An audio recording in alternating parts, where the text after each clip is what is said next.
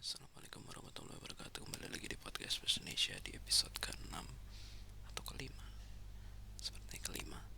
Karena sepertinya saya masih perlu menyiapkan 3 episode lagi termasuk episode ini sampai selesai di season yang ke-12 atau ke-11 ini. Karena memang di akhir pekan ini saya sebenarnya sudah harus menyiapkan di season yang sebelumnya, karena pada dasarnya 2 season sebelumnya sudah akan habis di akhir pekan ini. Jadi ya tentunya sebenarnya karena memang saya memproses dan mengunggahnya tidak terlalu banyak, jadi seakan-akan kayak seperti baru saja saya menyiapkan di di awal pekan kemarin, dan di akhir pekannya sudah harus menyiapkannya kembali beberapa episode biasanya untuk dalam satu pekan. Jadi itulah sebabnya terasa lebih cepat daripada biasanya, karena waktu dulu biasanya saya langsung mengunggah dan memprosesnya itu setiap satu season yang biasanya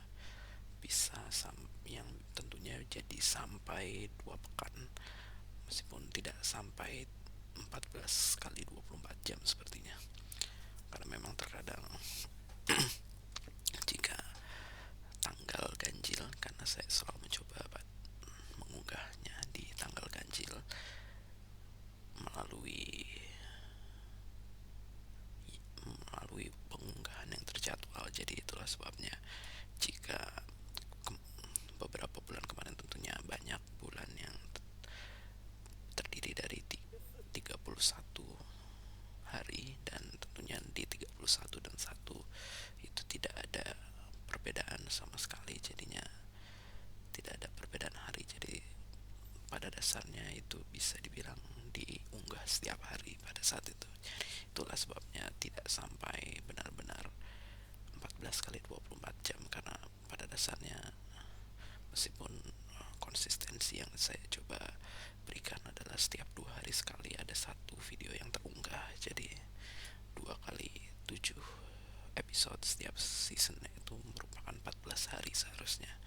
Namun karena kemarin memang sebagian besar bulan terdiri dari 31 hari, itulah sebabnya menjadi lebih cepat.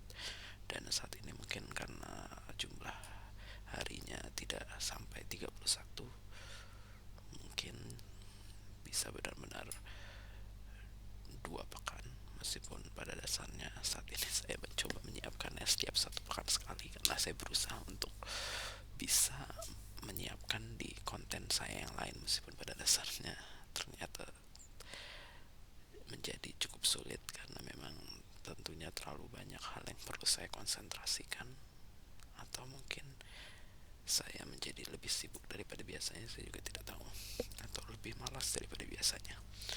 Jadi ya pada dasarnya saya masih mencoba untuk membacakan artikel yang saya tulis lebih dari 4 tahun yang lalu, dan sepertinya sudah ketika saya mendapatkan pekerjaan utama saya setelah lulus kuliah sarjana. Dan ada beberapa artikel yang saya coba lewatkan karena itu berhubungan dengan bulan yang spesifik ataupun benar-benar berhubungan pada momen pada saat itu, jadi sepertinya sudah tidak terlalu berpengaruh pada saat ini. Jadi saya coba langsung lewatkan lagi satu artikel, dan saat ini di artikel yang lebih panjang, mungkin 3 paragraf,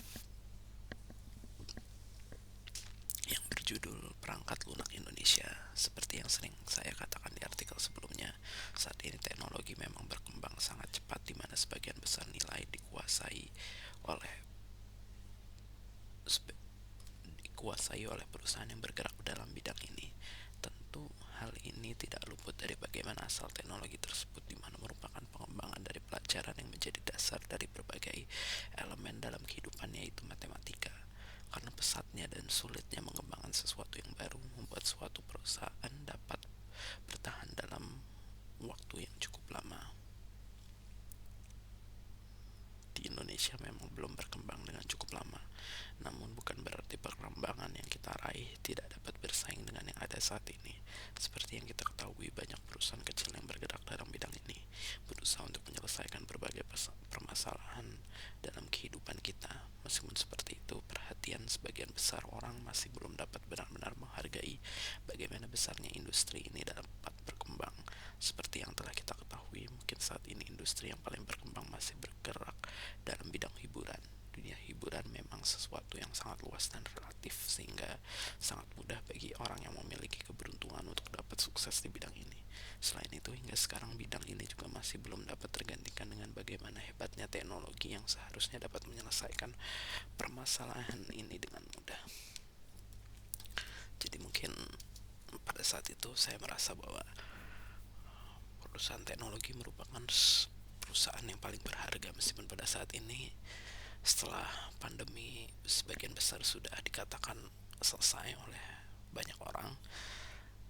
Banyak orang mulai meninggalkan teknologi itu tahun lagi yang mereka pakai saat pandemi secara perlahan, meskipun pada dasarnya tidak semua teknologi dapat mereka benar-benar tinggalkan, karena pada dasarnya teknologi tetap membuat hidup kita menjadi terasa lebih mudah dibandingkan tanpa adanya teknologi tersebut. Meskipun pada dasarnya jika berhubungan dengan sesuatu yang mereka masih anggap mudah untuk dilakukan tanpa adanya teknologi, mereka tetap berusaha untuk melakukannya tanpa hal tersebut. Jadi masih banyak orang yang masih belum terlalu menganggap penting tentang adanya suatu teknologi.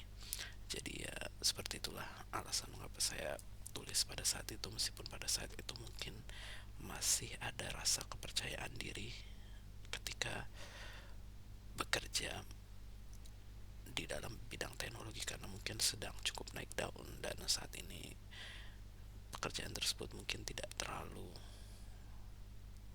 sehebat pada saat itu. Mungkin karena memang sebagian besar orang yang ingin membuat suatu teknologi harus benar-benar dapat membuat sesuatu yang memang menguntungkan, sebagaimana perusahaan lain di bidang non teknologi yang memang benar-benar harus mengambil keuntungan, bukan hanya membakar duit atau membuang-buang duit saja, seperti sebagaimana investor pada saat itu masih cukup percaya tentang adanya suatu teknologi yang terus berkembang.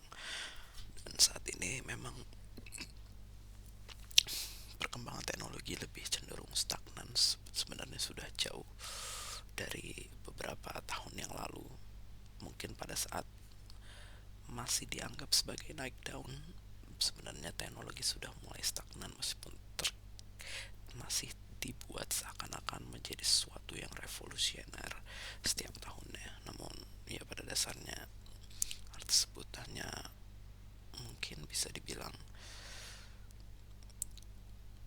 pembohongan belaka, yang pada dasarnya itu hanya merupakan teknologi yang sama yang dicoba dikemas sedemikian rupa agar terlihat menarik dan terlihat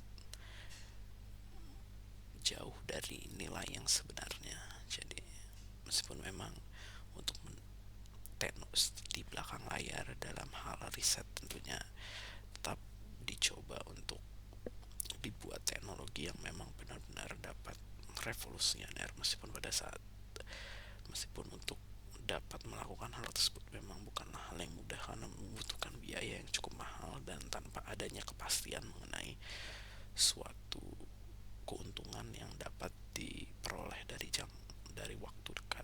Itulah sebabnya sebagian besar perusahaan yang bergerak hanya dalam bidang riset sebagian besar sudah tidak ada saat ini. Jadi itulah sebabnya terkadang kita juga tidak mengetahui bagaimana kita bisa membuat sesuatu yang memang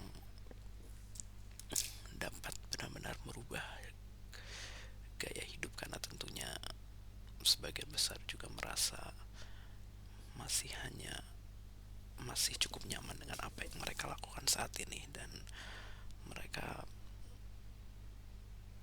masih ragu mungkin jika memang kita terus mengembangkan sesuatu menjadi yang lebih baik, apakah itu akan terus berdampak baik pada mereka ataupun malah justru sebaliknya. Karena memang terkadang perkembangan teknologi yang dibuat oleh manusia masih sedikit ditahan, tidak seperti bagaimana direpresentasikan dalam film mungkin yang jika itu dikembangkan oleh mesin itu sendiri. Jadi sekian yang dapat saya sampaikan, kurang lebihnya mohon maaf. Wassalamualaikum warahmatullahi wabarakatuh.